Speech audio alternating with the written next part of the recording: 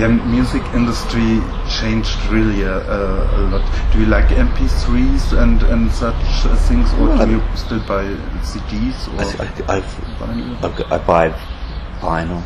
I buy all formats really. It doesn't really bother me that much. I do find the sound of, well, especially those early MP3s sound terrible now. When you listen to, I mean, things have improved dramatically in the past few years. But you know, those early CDs were terrible too.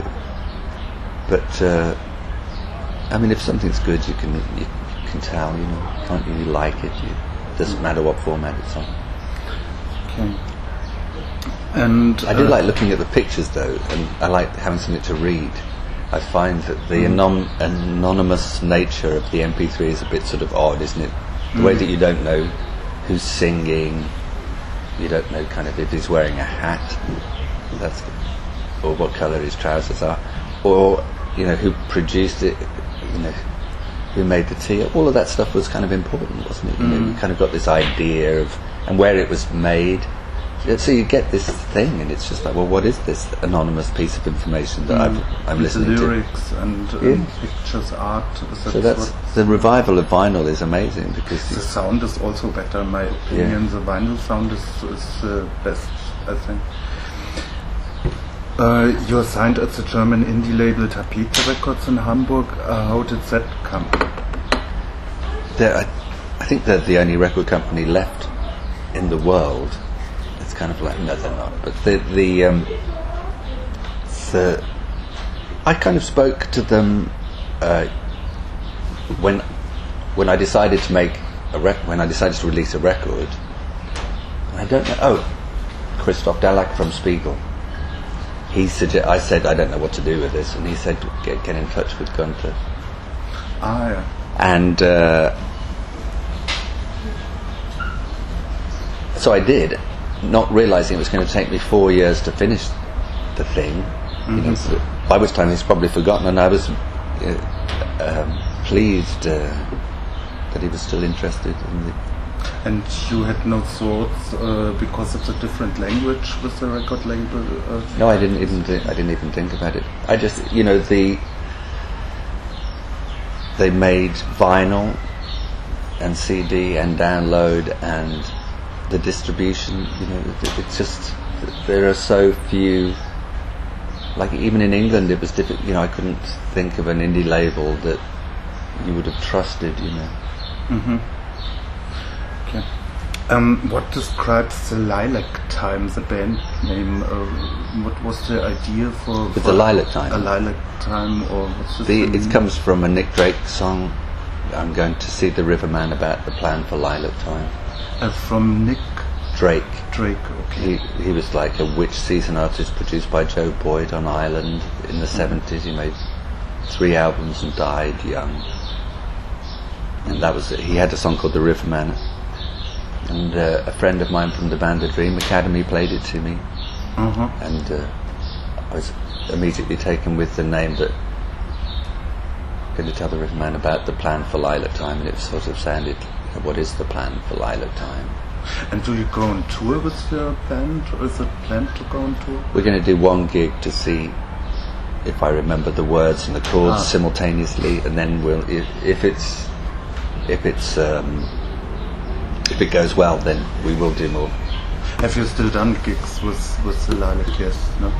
Not for 7 years. The last one we did the Queen Elizabeth Hall in London and the Green Man Festival, and we did it as a 6-piece band. It was kind of more of a.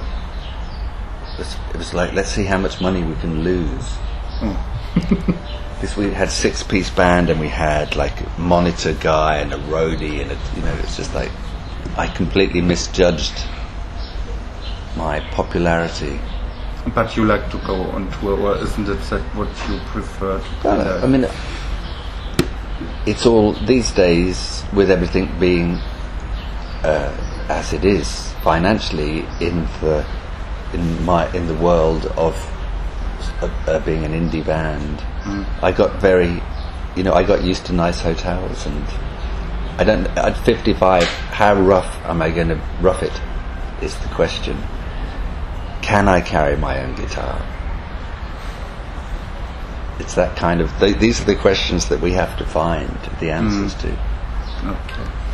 It's a matter of. I think it's if it's enjoyable, then there's a way. But if it's if there's I've got a nice house. I could stay at home and make this 80s concept record you're talking about. And in your house, maybe there's a garden. Do you do garden concerts or something? I could do that. I could go down to the beach and just sing on the beach. But you haven't done this. I haven't done anything. Okay, well, because some people are doing that in UK. I know from Facebook they're doing garden concerts. Sometimes. But then you'd have to let people into your garden. We have dogs. I'd have to pick up all of that dog mess. It would be, the dogs would bark throughout the gig. The neighbours would complain. They'd be banging on the hedge. Turn it down. It's always different. Okay, and that last question you already answered. Yes, that were my questions. And with Robbie Williams, do you plan to work with him again? I don't know if I plan to even talk to him again. But because of the girlfriend. No. Just the. I was lucky enough to work with Rob when he didn't like Gary Barlow or Guy Chambers. That time. It was that time when he wanted to make records with. He wanted to do something different. So it was very lucky for me. But you would work with other artists too, as a writer or composer? But it's it would have to be you'd have to really think it was something special because it takes a long time to write and record a record, and I'd rather write and record my own record if it's only going to sell a few copies rather than listen to somebody else moaning on about their lives. Okay, so you take a very long time to write, but some people write in 1 hour, but you have a process to write. Well, no, I just think that it's I could write it. I suppose if it only took an hour, that'd be fine. But you never know, do you? Never know. It would have to be in the contract. I will write this song in an hour. And then you would write it, and then I'd storm out after exactly an hour, saying, "You haven't finished this song. This is rubbish. I'm off." Okay. Good.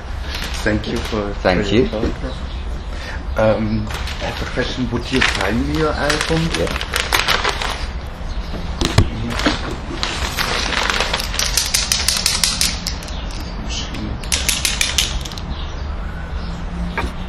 What was your name again? Martin. Martin. Even I can spell that. With an I or a Y? With an I.